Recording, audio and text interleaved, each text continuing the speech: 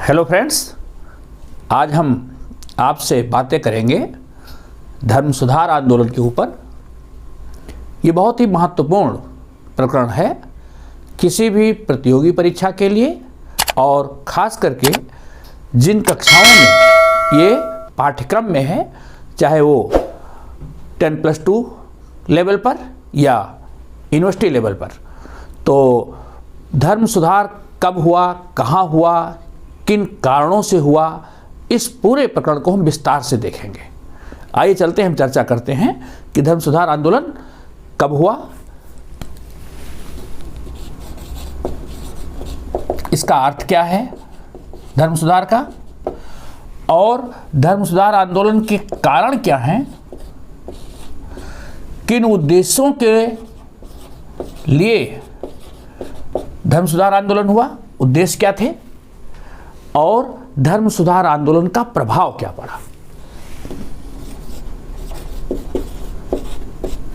तो अपना अध्ययन का जो आज का सब टॉपिक होगा, सबसे पहले धर्म सुधार आंदोलन कब हुआ, कहाँ हुआ, इसको हम समझ लें। धर्म सुधार आंदोलन यूरोप में 16वीं सदी में जो कैथोलिक चर्च था, रोमन कैथोलिक चर्च, जिसका हेडक्वार्टर रोम था, रोमन कैथोलिक चर्च में व्याप्त बुराइयों को दूर करने के लिए हुआ। कैथोलिक चर्च में जो बुराइयां आ गई थी, जो अनियमितताएं आ गई थी, जो भ्रष्टाचार था, जो आडंबर था, पोप के जीवन में जो नैतिक गिरावट आ गई थी, उन बुराइयों को दूर करने के लिए जो आंदोलन किया गया, उसको धर्म सुधार आंदोलन कहते हैं। ओके, अब जरा हम चर्च की स्थिति को देख लें कि रोम में जो पोप था, जो सारे संसार के ईसाइयों का धार्मिक प्रमुख होता था, उसकी हैसियत क्या थी, उसका स्थान क्या था। चर्च का सबसे बड़ा अधिकारी होता था पोप। ये संसार का ईसाई धर्म का जो है धर्मगुरु होता था, और चर्च का जो चुनाव होता था, इसको कार्डिनल करते थे।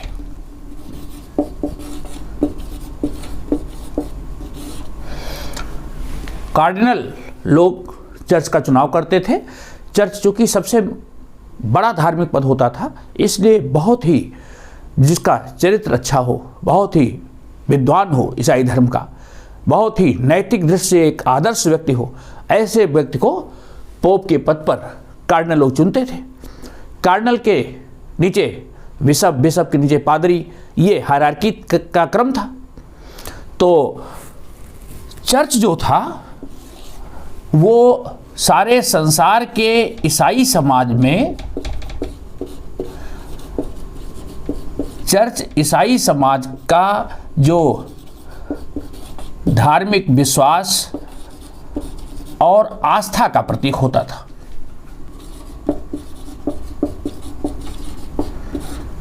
सारे संसार के ईसाई लोग चर्च में विश्वास करते थे, पोप में विश्वास करते थे। जो वर्षों से चली आ रही परंपराएं थी, लोग उसका पालन करते थे। पोप का आदेश एक प्रकार से ईश्वर का आदेश होता था, सब लोग उसकी पालना करते थे। पोप की स्थिति इतनी महत्वपूर्ण थी कि वो राजाओं का भी राजा था, राजाओं को भी आदेश दे सकता था,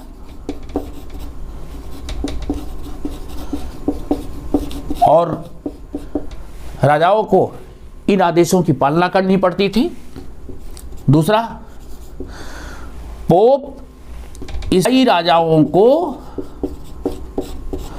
उनके पद से हटाने का भी अधिकारी था।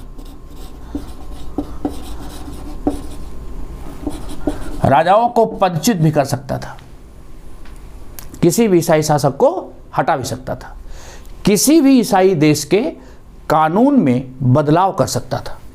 इसको न्यायिक अधिकार प्राप्त था, वित्तीय अधिकार प्राप्त था,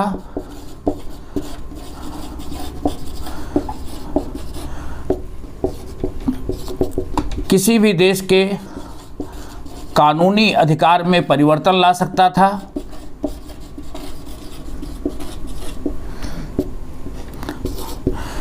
नंबर 6, पोप किसी व्यक्ति को दंडित करने का भी अधिकारी था। अगर कोई व्यक्ति धर्म विरुद्ध आचरण करता है, ईसाई धर्म का विरोध करता है, तो उसको मृत्युदंड देने का भी अधिकार था।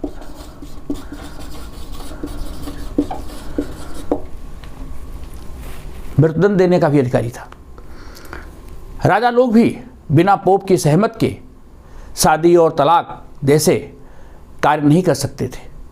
तो पोप इतना इन्फ्लुएंशियल था, धार्मिक प्रधान तो था ही, सारे संसार के ईसाइयों का धार्मिक धर्माचार्य।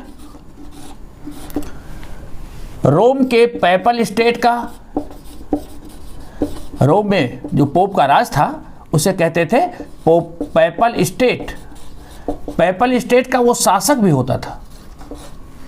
तो एक प्रकार से उसके अंदर धार्मिक शक्ति और शासक की शक्ति, ये दोनों शक्तियां थी। पैपल स्टेट का था। पोप को न्याय करने का अधिकार, कर लगाने का अधिकार। पोप जनता से कर वसूल कर सकता था और 10% लोगों की आमदनी का 10वां भाग टीथे या टाइड इसके रूप में धार्मिक कर वसूलता था। जो ईसाई धर्म के लोग थे उनको अपनी आमदनी का 10वां हिस्सा चर्च को देना पड़ता था, जिसको कि टाइड या टीथे कहा जाता था। तो इस प्रकार से पोप कई शक्तियों का मालिक था। किसी भी शासक की इतनी हिम्मत नहीं थी कि वो पोप का विरोध कर सके। ओके, अब इतना प्रभावशाली व्यक्ति जिसका कि जीवन बड़ा नैतिक माना गया था, बड़ा आदर्श, ईसाइयों के लिए वो एक धर्मगुरु, साथ साथ वो धर्म की प्रतिमूर्ति होता था। लेकिन 16वीं शताब्दी तक आते आते पोप के जीवन में नैतिक गिरावट, आध्यात्मिक दृष्टि से उसका पतन, ये दिखाई पड़ने लगा। तो इन अधिकारों का स्वामी तो था वो, लेकिन 16वीं सदी के समय तक आते आते उसमें कारण क्या था, किन कारणों से उसका विरोध हुआ, इसको देखिए। पोप के नैतिक आचरण में गिरावट आ चुकी थी। पोप का जीवन भ्रष्टाचार में लिप्त हो गया। चर्च में भ्रष्टाचार आ गया।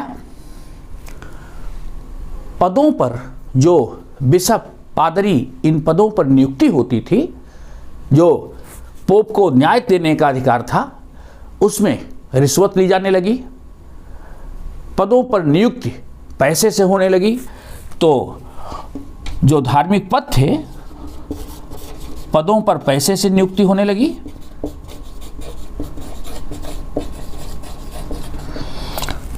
पोप के जीवन में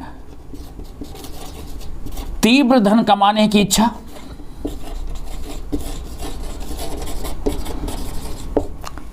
पोप एक प्रकार से धर्माचार्य था, उसका जीवन तो संत और सादगीपूर्ण होना चाहिए था, लेकिन उसके जीवन में अब जो धन था वो प्रमुख था।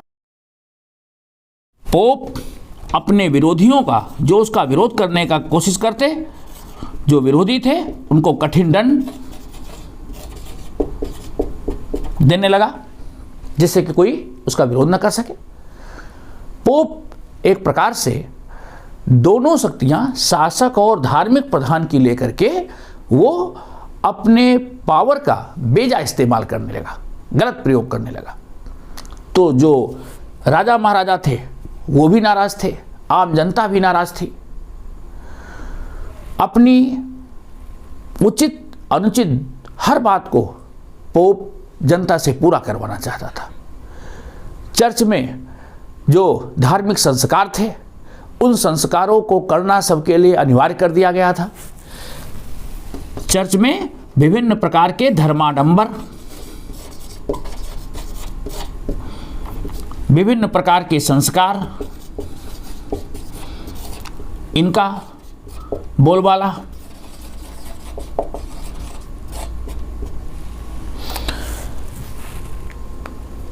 किस प्रकार के संस्कार थे?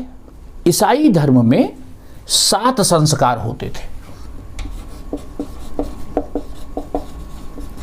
जैसे हिंदू धर्म में विभिन्न संस्कार होते हैं, इसी प्रकार ईसाई धर्म में भी 7 संस्कार थे और इन 7 संस्कारों को प्रत्येक ईसाई को पूरा करना पड़ता था।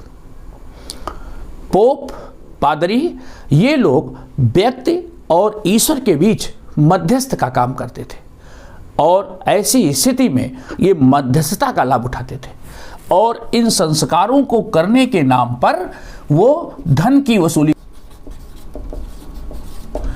जो ये संस्कार होते थे ये पैसे लेकर के होने लगे। पहले ऐसा नहीं था। पहले ये संस्कार बिना किसी शुल्क के होते थे, लेकिन जैसे जैसे चर्च की और पोप और जो धर्माधिकारी थे उनकी धन कमाने की इच्छा तीव्रतम होती चली गई, तो उन लोगों ने हर संस्कार के बदले पैसा लेना चालू कर दिया। बाइबल में ऐसी मान्यता है कि अगर कोई व्यक्ति जीसस के सामने अपने पापों को स्वीकार कर लेता है तो जीसस दयालु हैं और उनके पापों को मुक्त कर देते हैं। पाप स्वीकारोक्ति एक संस्कार था, ठीक है। और कोई भी व्यक्ति चर्च में जाकर के कन्फेशन बॉक्स में अपने पापों को एडमिट करता था, my Lord I have committed this type of mistake, please forgive me. तो ऐसी मान्यता थी कि जीसस उसके पापों को मुक्त कर देते। लेकिन अब चर्च ने पाप स्वीकार को धन से जोड़ दिया। अब पाप स्वीकार करने के बदले पाप मोचन संस्कार जो था वो पैसे से होने लगा। जो पाप मोचन संस्कार था, पापों से मुक्ति का संस्कार, उसके बदले पैसा लिया जाने लगा। पैसे से पदों पर नियुक्ति भी पैसे से, पाप मोचन संस्कार पैसे से। लोगों ने चर्च आना बंद कर दिया। अब पोप ने नए तरीके अपनाए। पोप ने ऐसे वॉलेंटियर्स नियुक्त किए, मोंक और नन्स को गांव-गांव, कस्बे-कस्बे भेजा और ये अनिवार्य कर दिया कि हर व्यक्ति प्रतिवर्ष उसको पाप मोचन संस्कार करना है। आप चर्च नहीं आते तो जो एजेंट्स हैं, उन एजेंट्स के द्वारा आपके घर पर ही पाप मोचन संस्कार का सर्टिफिकेट दिया जाएगा। सेल ऑफ इंडल्जेंसेस, पाप मोचन प्रमाण पत्रों की बिक्री चालू हो गई। लोगों से पैसा इकट्ठा किया जाने लगा। पाप मोचन के नाम पर सर्टिफिकेट दिया जाता था और उनसे पैसा वसूला जाने लगा। गांव-गांव, बस्ती-बस्ती, कस्बे-कस्बे ऐसे भिक्षुड़ी और एजेंट घूमने लगे और इस प्रकार धन की बड़े पैमाने पर उगाही चालू हो गई। इससे जनता चर्च के प्रति जो आस्था रखती थी, जो उसका विश्वास था, वो खंडित हो गया।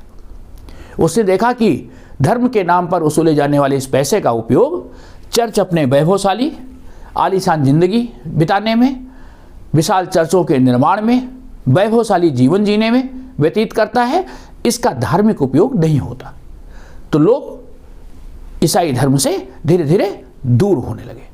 लेकिन साहस किसी को नहीं था, कौन पोप का विरोध करे, कौन चर्च का विरोध करे, क्योंकि चर्च का विरोध करने का मतलब अपने प्राणों के लिए संकट को मोल लेना था।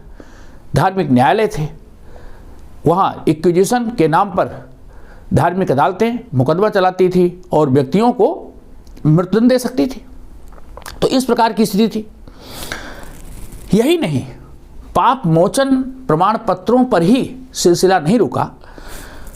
पोप ने अपनी जो आय थी उसको और बढ़ाने के लिए सर्टिफिकेट टू हेवन, स्वर्ग के लिए प्रमाण पत्र, इसकी बिक्री करनी चालू कर दी। पोप के द्वारा ऐसे जो धनी लोग थे उनको प्रमाण पत्र दिया जाने लगा। स्वर्ग के लिए सीटों की बुकिंग धरती से चालू हो गई, क्योंकि ईसाई धर्म में हेल एंड हेवन की जो है मान्यता है, हिंदू धर्म की तरह रिवर्स में विश्वास करते हैं। तो पोप ने कहा कि कोई भी व्यक्ति पैसे से स्वर्ग के लिए प्रमाण पत्र ले सकता है और मरने के बाद उनका स्थान स्वर्ग में निश्चित हो जाएगा। तो चूंकि पोप एक धार्मिक व्यक्ति माना जाता था, सारे संसार के ईसाइयों का वो प्रधान था, तो लोग उस पर विश्वास करते थे। बहुत से लोगों ने इन प्रमाण पत्रों को खरीदना भी चालू कर दिया। एजेंटों के माध्यम से इन प्रमाण पत्रों की बिक्री भी चालू हो गई पूरे यूरोप में, विशेष करके इटली में। जब इस प्रकार के प्रमाण पत्रों की बिक्री होने लगी तो अब तो पोप के अनैतिकता और भ्रष्टाचार का घड़ा भर चुका था। लोगों ने अब विरोध करना चालू कर दिया और इन कारणों की वजह से जो पोप का ऐसा आचरण था, जो धार्मिक क्षेत्र में जो ये गिरावट आई, धर्म के नाम पर आडंबर, अनैतिकता, भ्रष्टाचार, नैतिकता का कहीं नाम नहीं, इन सब वजहों से पोप के खिलाफ पूरा जनमानस चालू हो गया। और ध्यान दीजिए, पुनर्जागरण के फलस्वरूप लोगों में शिक्षा का ज्ञान हो चुका था, समाज बदल चुका था। पहले का पारंपरिक समाज था नहीं। तो इन सिचुएशंस में जरा उस समय की सामाजिक स्थिति पर ध्यान दीजिए। शिक्षा की प्रगति हो चुकी थी, पहले जैसा पारंपरिक समाज था नहीं। लोग अब तर्क करने लगे थे, मानववादी सोच आ चुकी थी, धर्म का नियंत्रण समाप्त हो चुका था। पुनर्जागरण के फलस्वरूप मानववाद का विकास और आधुनिक ज्ञान का संचार हो चुका था। लोग अब तर्क करने लगे, चर्च की बातों के ऊपर प्रश्न उठने लगे। जो टॉलेमी के सिद्धांत को चर्च मानता था कि दुनिया जो पृथ्वी है वो ब्रह्मांड का केंद्र है, सूर्य उसके चारों ओर चक्कर लगाता है, दूसरे ग्रह उपग्रह उसके चारों ओर चक्कर लगाते हैं, पृथ्वी पाप के भारों से दबी हुई है इसलिए घूमती नहीं है। अब ऐसे कथनों के ऊपर लोग प्रश्न खड़ा करने लगे, लोगों ने इसको गलत सिद्ध कर दिया। तो पोप के इन आचरणों और ऐसे कथन जिसमें उसकी सबसे ज़्यादा सुप्रीमेसी, उसका प्रभाव स्थापित किया जा रहा था, ऐसे कथनों की धज्जियां उड़ाने चालू कर दी लोगों ने। तो शिक्षा की प्रगति हो चुकी थी, राष्ट्रीय राज्यों की स्थापना हो चुकी थी, पुनर्जागरण के फलस्वरूप राष्ट्रीय राज्य स्थापित हो चुके थे और राष्ट्रीय राज्य के शासक अपनी सत्ता स्वतंत्र चाहते थे। पोप उनकी सत्ता में हस्तक्षेप करता था। पोप किसी ईसाई राजा को पदच्युत भी कर सकता था, उस राज्य के कानूनों में परिवर्तन कर सकता था, यहां तक की अधिकार था। तो राष्ट्रीय राज्य के शासक पोप का जो दोहरा अधिकार था, धार्मिक और शासक के रूप में भी इस अधिकार के विरुद्ध थे। चर्च का जो संगठनिक तरीका था, चर्च का जो संगठन होता था, पोप सबसे शीर्ष पर होता था। पोप के नीचे कार्डिनल, कार्डिनल नीचे बिशप, बिशप के नीचे पादरी। ईसाई धर्म में ऐसी मान्यता थी, बाइबल में कहा गया था कि सुई की आंख से ऊंट तो निकल सकता है, लेकिन किसी धनवान व्यक्ति का स्वर्ग में जाना मुश्किल है। इस प्रकार की मान्यता थी। तो इसका मतलब सभी धार्मिक व्यक्ति केवल नरक के पात्र हैं। अब इस प्रकार की जो चर्च की धारणा थी, लोग इसके विरुद्ध हो चुके थे। लोगों की आस्था चर्च पर से हटने लगी। तो क्यों? क्योंकि स्वयं पोप जो बाइबल में कहा गया था उसके विरुद्ध आचरण कर रहा था। वो धन के लिए, तीव्र धन की इच्छा जो थी, उसके लिए वो आकंठ भ्रष्टाचार में डूबा हुआ था। पूरी तरह से धन इकट्ठा करने पर बल दिया जा रहा था। पोप का जीवन नैतिक रह ही नहीं गया था। कई ऐसे पोप हुए जिनका धर्म से कोई लेना देना नहीं था। पोप अलेक्जेंडर 6, पोप अलेक्जेंडर 6 हुआ, यह वंशानुगत अधिकार का समर्थक था। पोप को तो धार्मिक जीवन जीना चाहिए था, लेकिन यह चाहता था कि उत्तराधिकार में पद प्राप्त हो। मैंने पहले बताया कि पोप का पद कार्डिनल के द्वारा निर्वाचित होता था। इसने वंशाधिकार स्थापित करने की कोशिश की, क्योंकि पोप का पद ऐसा था जिसमें न्यायिक अधिकार, वित्तीय अधिकार, पूरा वैभवशाली जीवन, तो भला ऐसे पद को कौन छोड़ने वाला। तो अलेक्जेंडर 6 इसने वंशानुगत अधिकार स्थापित करना चाहा। इसी तरह जूलियस सेकेंड था तो ये पोप, लेकिन इसकी इच्छा सैनिक कार्यों में थी, इसको सैनिक कार्यों में रुचि थी। किसी संत को सैनिक कार्यों, राज्य के प्रशासनिक कार्यों, उससे क्या रुचि का क्या मतलब, जबकि धार्मिक आचरण ना करके सैनिक कार्यों में रुचि ले रहा था। पोप लियो 10, लियो 10 ये स्वयं जुए का आदी था और न्यायिक मुकदमों में ये रिश्वत लेता था। तो इस प्रकार पोपों के जीवन में नैतिकता का नाम नहीं रह गया था। पोपों का जीवन इस तरह से भ्रष्ट हो चुका था। तो अब लोगों का विश्वास पोप और चर्च पर से उठने लगा। लोगों की आस्था खत्म होती चली गई। राजा लोग भी पोप के नियंत्रण से मुक्त प्राप्त करना चाहते थे। तो इस प्रकार उस समय का यूरोप का जो समाज था, राजनैतिक क्षेत्र में, धार्मिक क्षेत्र में, सामाजिक क्षेत्र में क्या बदलाव आ चुका था। 16वीं शताब्दी तक आते आते याद करिए सामंतवाद समाप्त हो चुका था। सामंतवाद समाप्त हो चुका था, कृषि प्रधान व्यवस्था समाप्त हो चुकी थी। अब व्यापार का विकास हो चुका था, नगरों का विकास हुआ, लोग दूर दूर देशों तक जाने लगे, यातायात के साधनों का विकास हुआ, वैज्ञानिक ज्ञान का विकास हुआ। फलस्वरूप अब पहले जैसी मानसिकता नहीं रह गई। लोग नए दृष्टिकोण से चीज़ों को देखते थे। धर्म के नाम पर जो बंदिशें थी वो सब टूट गई। अब जो पहले बहुत सीमित जीवन था, सीमित दृष्टिकोण था, वो समाप्त हो गया। लोगों के दृष्टिकोण में प्रगतिशीलता का पुट आ गया। लोग आधुनिक तरीके से सोचने लगे। लोगों को दूसरे देशों में जाकर के जो समाज को देखने को अवसर मिला, राजनीतिक ज्ञान हुआ, उससे यूरोप पर भी प्रभाव पड़ा। तो समाज में बदलाव आ चुका था, राजनीतिक क्षेत्र में बदलाव आ गया, शिक्षा के क्षेत्र में बदलाव आने से अब पोप पहले जैसे प्रभावशाली तरीके से अपनी गलत सही बात को नहीं मनवा सकता। ऐसी स्थिति में जब पोप ने स्वर्ग के लिए प्रमाण पत्रों की बिक्री चालू कर दी 16वीं शताब्दी में, तो ये बिल्कुल उसी तरह की परिस्थिति हो गई जैसे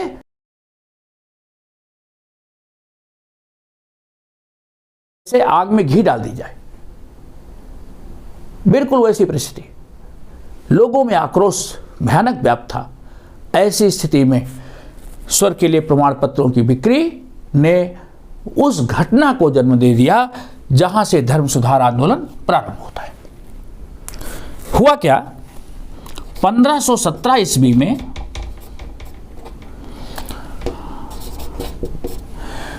टेंटजिन नाम का एक व्यक्ति था।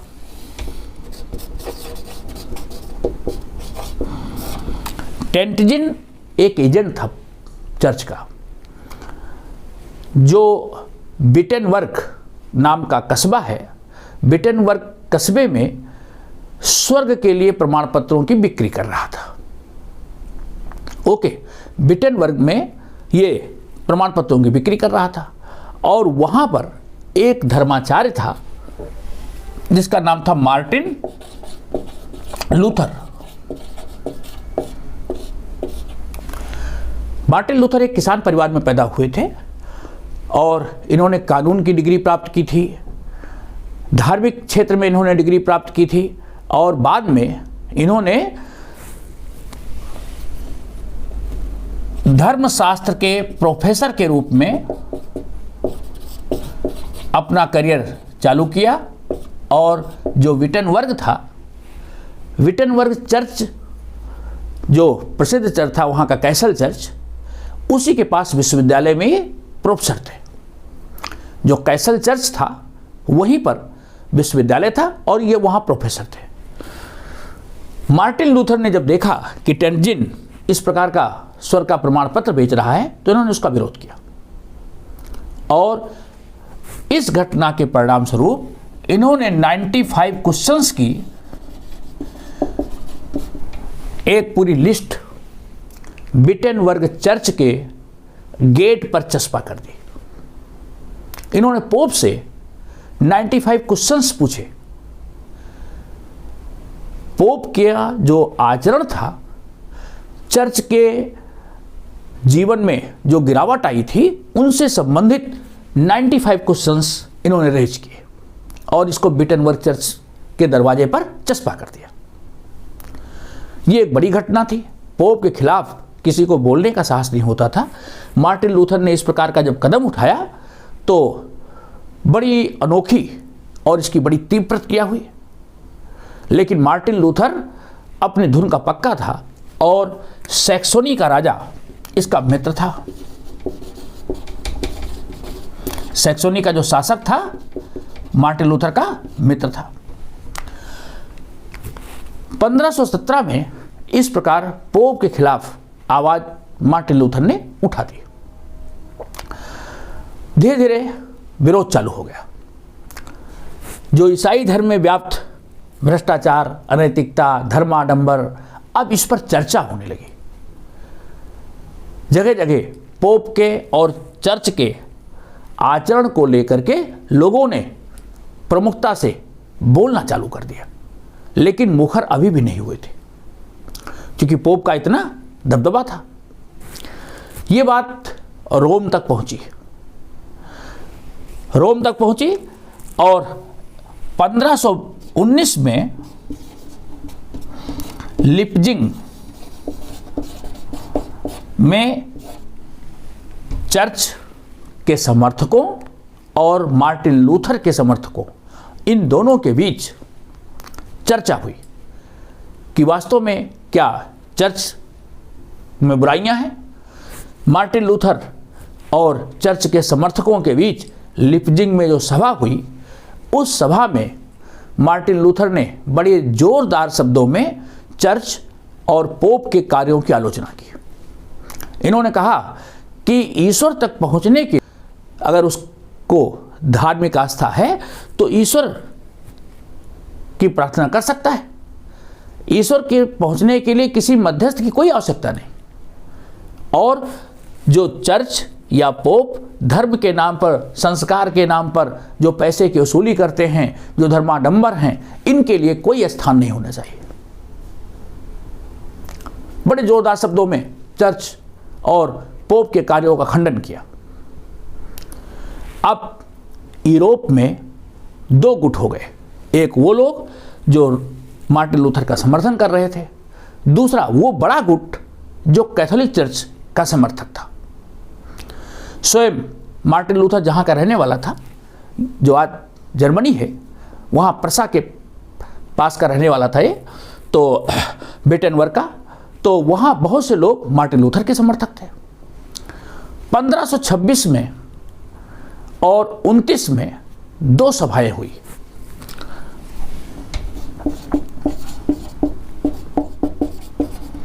(1526 और 29 में दो सभाएं हुई। इससे पहले जरा एक चीज और देख लीजिए। जब 1519 में लिप्जिंग की सभा में मार्टिन लूथर ने पोप के कार्यों की धज्जियां उड़ा दी, तो पोप ने इसके खिलाफ आदेश निकाल दिया कि मार्टिन लूथर या तो अपने शब्दों को वापस ले, अन्यथा दंड भुगतने के लिए तैयार रहे। यह आदेश उसके पास पहुंचा। मार्टिन लूथर ने उस आदेश को सबके सामने सभा में फाड़ दिया। यही नहीं, उसने अब जो बाइबल थी, पहले बाइबल केवल लैटिन भाषा में थी, उसने बाइबल का जर्मन ट्रांसलेशन किया बाइबल को सबके लिए जर्मन भाषा में उसने ट्रांसलेशन कर दिया। उसने कहा कि लैटिन भाषा के नाम पर, चूंकि लैटिन उच्च वर्ग के लोगों की भाषा थी, आम आदमी उसको पढ़ता नहीं था, तो पोप और जो धर्माधिकारी थे लैटिन बाइबल के नाम पर चाहे जो सिद्धांतों की व्याख्या करते थे कि बाइबल में ऐसा लिखा है, आम आदमी उसको पढ़ नहीं सकता था। मार्टिन लूथर ने उसका जर्मन भाषा में ट्रांसलेशन कर दिया जिससे कि हर व्यक्ति उसको पढ़ सके। बाइबल जब जर्मन भाषा में ट्रांसलेट हो गई, उसके बाद तो यूरोप की दूसरी क्षेत्रीय भाषाओं में भी ट्रांसलेट होने लगी। तो मार्टिन लूथर ने 1520 में जर्मन भाषा में बाइबल को ट्रांसलेट कर दिया, पोप के आदेश को फाड़ के जला दिया। पोप तक बात पहुंची, उससे पहले इसने विटेनबर्ग छोड़ दिया और जा करके सैक्सोनी के शासक के यहां शरण ले ली। जहां सैक्सोनी में रह रहा था वहां पर 1526 और 1529 में ये दो सभाएं हुई। जिस शहर में सभा हुई थी उस शहर का नाम था स्पीयर। स्पीयर में दो सभा हुई। तो जो पोप के समर्थक थे वो मार्टिन लूथर पर दबाव बना रहे थे कि वो अपनी बातों को वापस ले ले, लेकिन मार्टिन लूथर अपने इरादे पर अटल था। मार्टिन लूथर ने अपने निर्णय को बदलने से इनकार कर दिया। ऐसी स्थिति में कैथोलिक चर्च के समर्थकों ने मार्टिन लूथर पर एक तरफा निर्णय दे दिया कि मार्टिन लूथर का कथन गलत है। इस बात को लेकर के 1529 में जो मार्टिन लूथर समर्थक थे और कैथोलिक समर्थक थे, लूथर समर्थक और कैथोलिक समर्थक, इन दोनों में तनातनी हो गई और लूथर वादियों ने, जो लूथरियन थे, जो लूथर के समर्थक थे, उन लोगों ने कैथोलिक समर्थकों का विरोध किया। इसी घटना से इस आंदोलन को प्रोटेस्टेंट आंदोलन कहा जाता है, क्योंकि लूथेरियंस ने कैथोलिक्स का विरोध करना चालू कर दिया। तो इस घटना से जो धर्म सुधार आंदोलन था, जो रिफॉर्मेशन था, अब ये आंदोलन लूथेरियंस वर्सेस कैथोलिक्स चालू हो गया और इस आंदोलन को प्रोटेस्टेंट आंदोलन कहा जाता है। और जो लूथर के अनुयायी थे उनको प्रोटेस्टेंट कहा गया, जो विरोध करते थे वो प्रोटेस्टेंट, और इस आंदोलन को प्रोटेस्टेंट मूवमेंट कहा गया। ओके, अब खुल करके दोनों गुट आमने सामने आ गए। लूथर और उनके समर्थक, इन लोगों ने कैथोलिक चर्च को मानने से इनकार कर दिया। इन्होंने अपना नया चर्च स्थापित कर दिया, प्रोटेस्टेंट चर्च।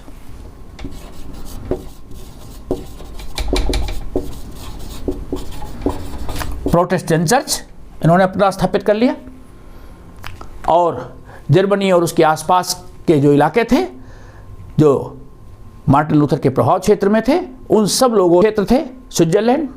स्विट्जरलैंड में लूथर का समर्थक था जुंगली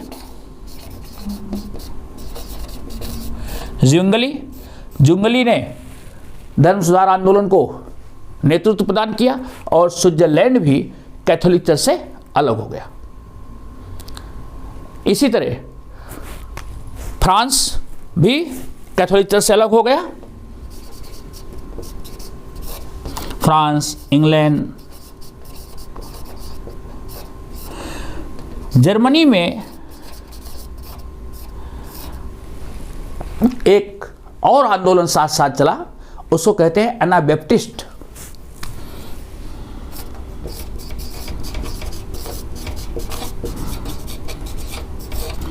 एनाबैप्टिस्ट जो थे ये पूरी तरह से मोक्ष के समर्थक थे। ये केवल कैथोलिक चर्च के अत्याचारों से, कैथोलिक चर्च से ही मुक्त नहीं चाहते थे। समाज में जो भी विषमताएं थी, जो भी भेदभाव थे, अमीर गरीब के बीच, धर्म के नाम पर, जात के नाम पर, इन सभी प्रकार की जो विषमताएं थी, उन सब से ये मुक्ति चाहते थे।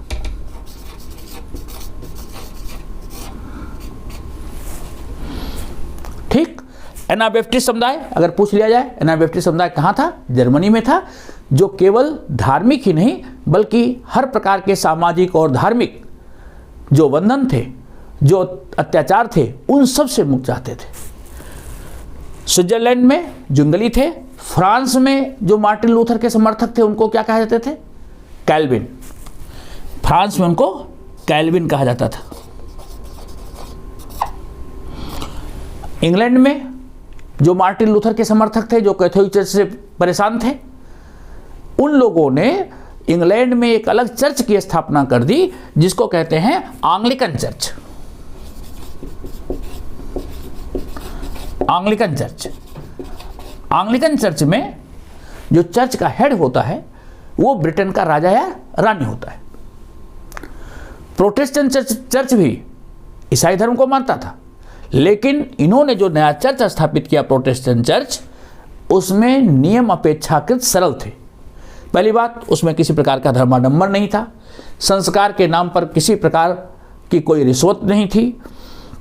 जो पोप होता था उसको ब्रह्मचर्य जीवन जीना अनिवार्य नहीं था, वो शादी विवाह कर सकते थे, गृहस्थ जीवन बिता सकते थे, इस प्रकार की बंदिशें नहीं थी। अपेक्षाकृत बड़ा सरल और बहुत शिथिल था। तो मार्टिन लूथर के समर्थकों और प्रोटेस्टेंट चर्च के मानने वालों की संख्या बहुत तेजी से बढ़ी। परिणाम ये हुआ कि जो कैथोलिक चर्च था धीरे धीरे यूरोप के विभिन्न देशों से खत्म होता चला गया।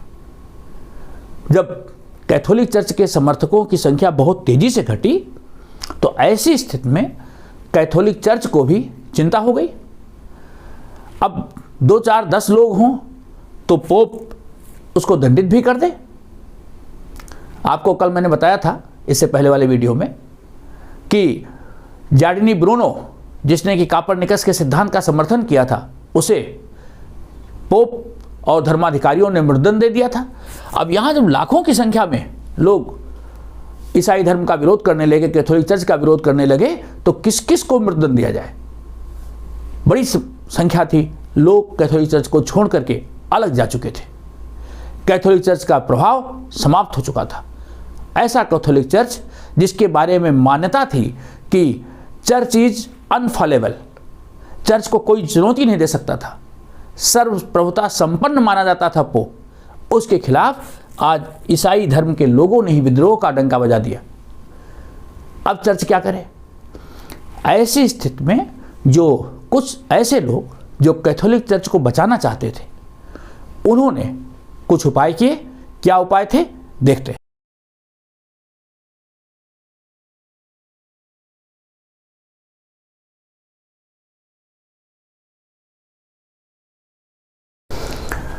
हाँ, तो जो पोप के विरुद्ध यूरोप में एक बड़ा जनमानस था, कैथोलिक चर्च धीरे धीरे टूटता जा रहा था और कैथोलिक चर्च को इतना तेजी से नुकसान पहुंचाने के लिए जो मार्टिन लूथर ने अपनी आवाज़ उठाई, जो उसने पुस्तकें लिखी, उसने एक पुस्तक लिखी,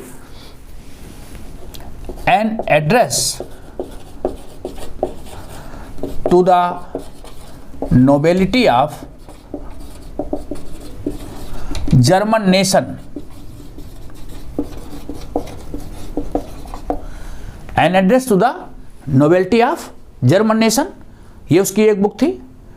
दूसरी उसकी बुक थी the freedom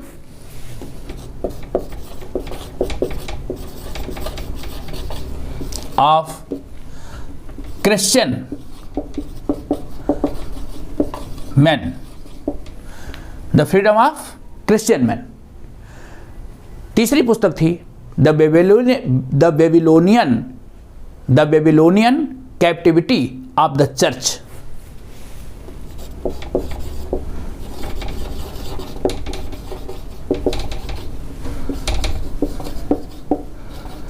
the Babylonian captivity of the church, ये 3 बुक उसने लिखी।